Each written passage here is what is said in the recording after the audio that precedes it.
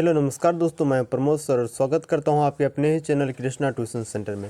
यदि आप भी इस बार बिहार बोर्ड का तैयारी कर रहे हैं तो ये वीडियो आप लोगों के लिए बहुत ही रामबाण साबित होगा।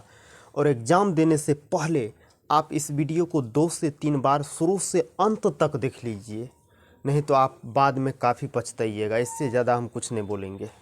देखिए, पहला क्वेश्चन दिया हुआ है कि पटना का इतिहास कितना पुराना है। दोस्तों, पटना का इतिहास जो है 2500 वर्ष पुराना है, आप याद रखिएगा। कभी कभी ऑप्शन में ससुरा ये 2500 वर्ष दे नहीं रहता है, ऐसे स्थिति में दिल रहेगा आपको 1500 वर्ष। तो जब कभी 2500 वर्ष नहीं दिल रहेगा तो 1500 में टिक मार के आ जाना। बात बुझ गए? ये सब ऑप्शन कोनो नहीं रहेगा, तो 2500 नहीं रहेगा तो 1500 में टिक मार के आ जाना है। लेकिन 2500 वर्ष पुराना था, आप याद रखिएगा, इम्पोर्टेंट क्वेश्चन है। चलिए, दूसरा नंबर क्वेश्चन काफ़ी इम्पोर्टेंट क्वेश्चन है और बिहार बोर्ड में काफ़ी बार पूछ दिया है। तो अब ये तैयारी तो अंतिम घड़ी की होगी, क्योंकि कुछ ही दिनों के बाद आपका बोर्ड है। तो देखिए, क्वेश्चन दिया है कुटट नीम ताख्यम काव्य के कवि कौन हैं। 4 ऑप्शन दिया है, ऑप्शन आप देख लीजिएगा, समय कम है, हम डायरेक्ट आंसर पर जाएंगे। तो दोस्तों याद रखिएगा, कुटट नीम ताख्यम, कुटट नीम ताख्यम नाम के काव्य का रचना थे दामोदर गुप्त। कौन थे? दामोदर गुप्त। इसका हम लॉजिक बता देते हैं, आप याद रखिएगा, दिमाग में बैठा लीजिए कि दम है तो कूट देंगे। क्या?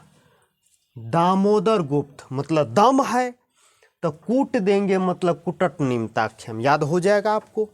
अब बिहार बोर्ड तक बच्चे, है ना, बिहार बोर्ड का एग्ज़ाम दे दिए, उसके बाद आप भुलाइयो गए तो ज़्यादा फर्क पड़ने वाला नहीं है। लेकिन एग्ज़ाम तक आप याद रखिएगा लॉजिक से कि दम है तो कूट देंगे। ठीक इसी प्रकार से हम सब विषय का वीडियो जल्दी जल्दी करवा करके दे देंगे। आप जो है 2-3 बार देख लीजिएगा, समझ गए? सभी विषय का डाल देते हैं। चलिए क्वेश्चन नंबर 3 को करते हैं। चलिए क्वेश्चन नंबर 3 आ गया, दिया है अलस कथा पाठ किस ग्रंथ से संकलित है।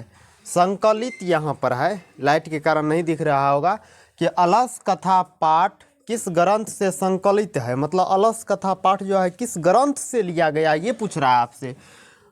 अग्नि पुराण पुरुष परीक्षा से लिया गया है दोस्तों, पुरुष परीक्षा से। इसमें 4 गो कोरिया पुरुष का परीक्षा लिया था, याद रखना। 4 गो कोरिया पुरुष था, वो अपना से कुछ नहीं करता था। जिसको आप आलसी लोग कहते हैं, उसको हम कहते हैं कोरिया पुरुष। वो 4 कोरिया पुरुष का परीक्षा जो है अलस कथा में लिया गया था, ये पुरुष परीक्षा, याद रख लेना। चलिए क्वेश्चन नंबर 4 को, चलिए क्वेश्चन नंबर 4 का रहा है कि अलस कथा के रचयिता कौन है। अलस कथा पाठ के लेखक कौन थे? तो दोस्तों अलस कथा पाठ के लेखक थे महाकवि विद्यापति। याद रखिएगा, महाकवि विद्यापति थे। चलिए क्वेश्चन नंबर 5 को कंप्लीट करते हैं। क्वेश्चन नंबर 5 का रहा है कि अलसशाला में आग लगने पर भी कितने लोग नहीं भागे। दोस्तों वीडियो को शुरू से अंतिम तक देखते रहना है, और इस बार बिहार बोर्ड में सारे क्वेश्चन को फोड़ के आना है। समझ गए बात को? एक भी क्वेश्चन को छोड़ना नहीं है, ये आपके आन बान शान की बात है। एक भी क्वेश्चन को आप नहीं छोड़िएगा। 100 में कहेगा 50 गो का जवाब देने के लिए, तो 50 गो आप दे करके आइएगा। बस मेरा वीडियो आप शुरू से अंतिम तक देख लीजिए, सारा क्वेश्चन इसी में से आएगा।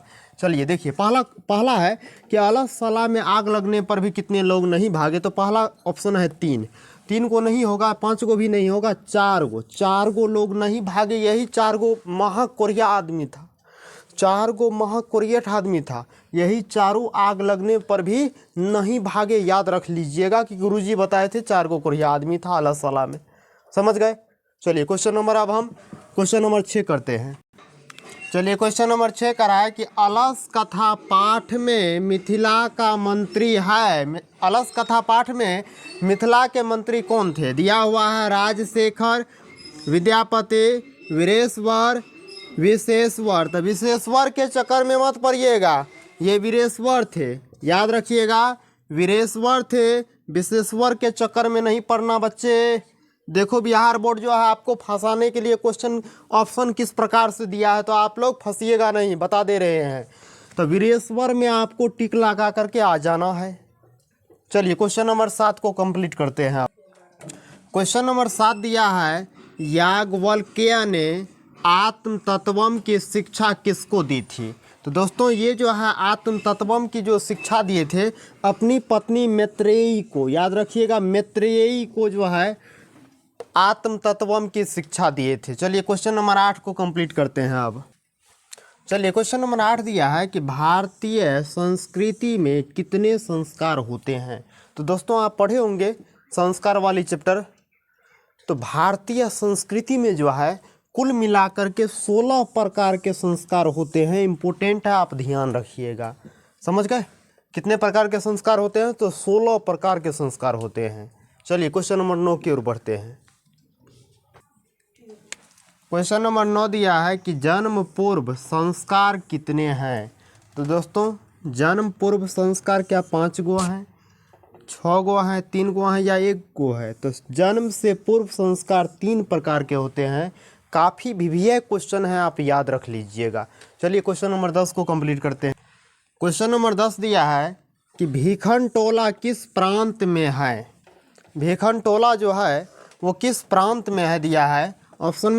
ऑप्शन का ए ही राइट आंसर हो जाएगा। बिहार के दुर्गम प्रांतर में भीखन टोला नाम का एक गांव है। आप पढ़े होंगे कर्मवीर वाला चैप्टर में, समझ गए।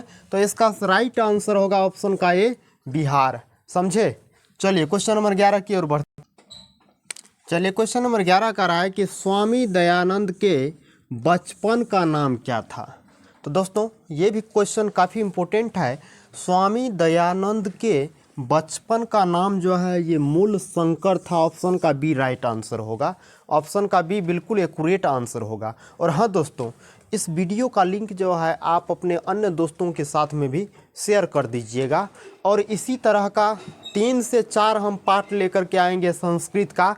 आपसे एक भी ऑब्जेक्टिव नहीं छूटेगा, इसका हम गारंटी देते हैं। और हाँ तैयारी करते रहना चाहिए, तैयारी करते रहना है आपको। एग्ज़ाम को बहुत ही कम समय अब बच गया है, तो एक एक मिनट का जो है वैल्यू होगा। बस 10-5 दिन जो है पागलों की तरह आप मेहनत कर लीजिए और देखिएगा जिस दिन आपका रिजल्ट आएगा सारे लोग आश्चर्यचकित हो जाएंगे। और इसके लिए हम एक कविता लेकर के आए हैं कि थकने का नाम नहीं लेना, कि थकने का नाम नहीं लेना और पथ में विश्राम नहीं करना। थकने का नाम नहीं लेना और पथ में विश्राम नहीं करना, मंजिल को तुम पा जाओगे, रुकने का नाम नहीं लेना ना। चलिए क्वेश्चन नंबर 12 की ओर बढ़ते हैं।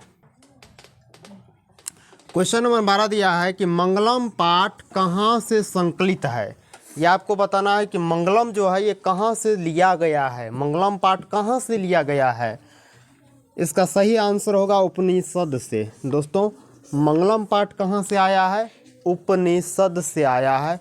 ऑप्शन का सी राइट आंसर होगा। चलिए क्वेश्चन नंबर अब 13 की ओर बढ़ते हैं। क्वेश्चन नंबर 13 में दिया है कि हमारी मातृभूमि कैसी है। ऑप्शन ए में दिया है विशाल, तो हमारी मातृभूमि अत्यधिक विशाल भी है। निर्मला, तो हमारी मातृभूमि जो है ममतामयी, निर्मला, वत्सला, ये तीनों हैं। तो ए बी सी तीनों आंसर मेरा राइट आंसर होगा, ध्यान में रखिएगा। चलिए क्वेश्चन नंबर 14 को आप करते हैं। क्वेश्चन नंबर 14 में दिया है कि धर्म की रक्षा किससे होती है। तो दोस्तों धर्म की रक्षा एक आप श्लोक पढ़े होंगे कि सत्यमेव जयते नानिरितम सत्येन पांथा वीततु देवयानः।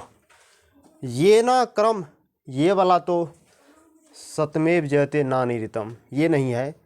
धर्म की रक्षा एको धर्मः परम श्रेयः एक क्षमा शांति रुतमना, इस टाइप का है कि धर्म की रक्षा जो है वो किससे होते हैं। तो इसमें आपको श्लोक हम बताए थे कि सतेन रक्षते धर्मो विद्या योगेन रक्षते मिर्जया रक्षते रूपम अकुलम वृतेन रक्षते। सतेन रक्षते धर्मो यानी सत्य, धर्म की रक्षा सत्य के द्वारा होती है। सतेन रक्षते धर्मो विद्या योगेन रक्षते मिर्जया रक्षते रूपम कुलम वृतेन रक्षते। अर्थात धर्म की रक्षा किससे होती है? सत्य से होती है। तो राइट आंसर होगा ऑप्शन का ए। चलिए क्वेश्चन नंबर 15 को कंप्लीट करते हैं। अगला क्वेश्चन है क्वेश्चन नंबर 15। नीति श्लोका पाठ किस ग्रंथ से संकलित है? तो दोस्तों नीति श्लोक जो पाठ है ये विदुर नीति से संबंधित है। ये क्वेश्चन भी काफ़ी इम्पोर्टेंट है। दोस्तों इस वीडियो में 15 को क्वेश्चन हम करवाए। यदि आप लोगों को ये वीडियो पसंद आएगा तो अन्य दोस्तों के साथ में शेयर कीजिएगा। और देखेंगे इस वीडियो का हम टारगेट देते हैं कि यदि इस वीडियो पर मात्र 100 व्यू आ गया, मात्र 100 व्यू, तो अगला पार्ट में हम आप लोगों से वादा करते हैं कि 25 इम्पोर्टेंट क्वेश्चन हम संस्कृत का ले करके आएंगे। और हाँ, बस 2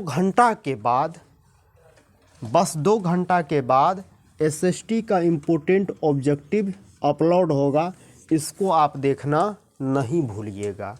बने रहिए चैनल पर और इसी टाइप का ढेर सारे क्वेश्चन सभी विषय का आपको करवाया जाएगा। धन्यवाद।